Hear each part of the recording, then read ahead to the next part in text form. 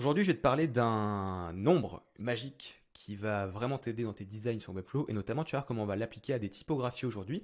C'est ce qu'on appelle le Golden Ratio, donc c'est le nombre d'or si je la fais à la française. Qu'est-ce que c'est que ce truc? Il y a une fiche Wikipédia pour l'expliquer très très bien, il y a beaucoup de mathématiques aussi derrière tout ça, mais en gros c'est un nombre qui te permet de concevoir des choses de manière proportionnelle et visuellement agréable. Donc ici, tu vois le Golden Ratio, après moult équations réalisées, eh bien ressemble à ceci. 1,618, 033, 988, etc., etc. Bon, bien évidemment, nous ici, on va utiliser que 1,618 et je vais te montrer comment l'appliquer à des typographies dans ta style guide pour justement avoir des dimensions de titres qui vont être agréables visuellement sur une page complète, donc entre le H1, H2, H3, etc. Il faut savoir que le Golden Ratio, il a été utilisé aussi par Léonard de Vinci pour faire l'homme de Vitruve, par exemple, qui est une œuvre d'art exceptionnelle.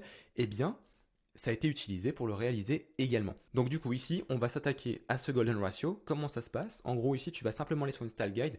Donc par exemple ici, on a la style guide de Client First. Si tu veux d'ailleurs apprendre Client First qui a été réalisé par FinSuite pour concevoir des pages stylées sur Webflow, je t'invite à aller dans la description de la vidéo et à rejoindre Corias, donc qui est notre plateforme qu'on a créée pour te former sur Webflow de A à Z et notamment on te forme sur Client First. Donc tu retrouves tout ça dans la description de la vidéo.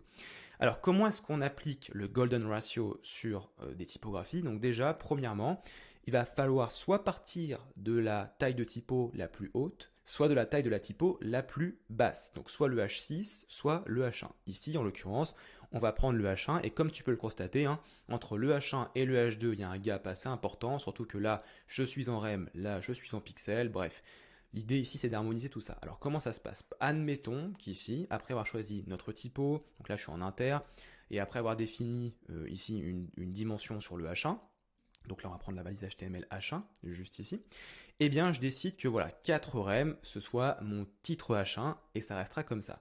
Maintenant, comment est-ce que je vais descendre dans mes différentes typos en appliquant le Golden Ratio? En gros, je vais simplement aller sur le H2 ici, je vais faire ceci, je vais retirer les petites marges, bon là je fais ça parce que je suis un peu relou avec ça mais j'aime pas ces marges par défaut.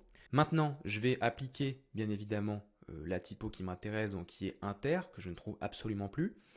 Inter, voilà. Donc maintenant qu'on a mis du coup la typo inter sur le H2, ce qu'on va faire, eh bien, c'est venir au niveau de la dimension ici, et donc on va prendre la dimension précédente, qui est donc 4 rem, qu'on va diviser par 1,618, qui est donc le Golden Ratio.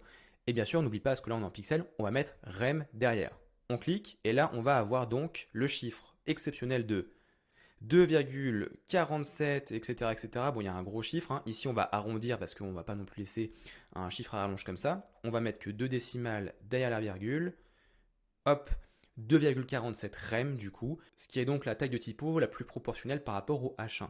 Une fois que tu as fait ça, donc là tu peux arrondir à 2,5. Et ensuite on continue. Ici tu vas prendre le H3, tu fais la même chose, donc là tu définis ta typo sur inter, et maintenant tu vas prendre la dimension précédente, donc qui est 2,5 rem, tu retournes à ce niveau-là, et tu mets 2,5, donc rem, ok, divisé par 1,618, on met rem parce qu'on est en pixel, et voilà, tu as ta taille de H3.